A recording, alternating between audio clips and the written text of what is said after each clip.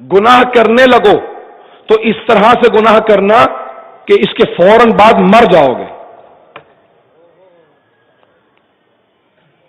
بعد میں سوچیے گا اس پہ.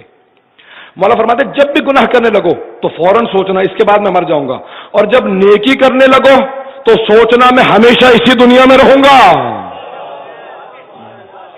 یعنی نیکی کو اتنی پائیداری سے کرو کہ ہمیشہ باقی رہے گی، برائی کو ایسے کرو کہ فوراً جواب دینا پڑے گا. چلیں مولا کے ایک شاگرد جناب سلمان سے پہچانتا ہوں کہ یہ مولا کا فرمان کیسا ہے، ان سے پہچانواتا ہوں، اس سے تعارف کرواتا ہوں. جناب سلمان سے کسی نے کہا سلمان کیا کر رہے ہیں آپ؟ کہا دیکھتے نہیں کھجور کے درخت لگا رہا ہوں. کہا یہ تو اتنے برسوں میں جا کے پھل دے گا، آپ اتنے بوڑھے ہو چکے، کمر جھک چکی ہے، بال بھویں تک سفید ہیں، آپ تو مر جائیں گے، اس کا پھل نہیں کھا سکیں گے. کہا پہلی بات تو سن، قضاء و قدر کا فیصلہ اللہ کے ہاتھ میں ہے، تیرے ہاتھ میں نہیں کہ تو مجھے کل مار دے. جس نے یہاں تک زندہ رکھا کیا پتا وہ اس کا پھل کھانے تک زندہ رکھے، تیرے ہاتھ میں تھوڑا فیصلہ. کہ لیکن دوسری بات یاد رکھ، میں نے ایسے بہت سے درختوں کے پھل کھائے ہیں جو درخت میں نے نہیں لگائے تھے.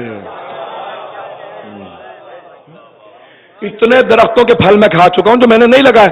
جب میں نے دوسروں کے لگائے ہوئے درختوں کے پھل کھا لیے تو پھر کیا ہو جائے گا جب دوسرے میرے لگائے ہوئے درختوں کے پھل کھا لیں گے؟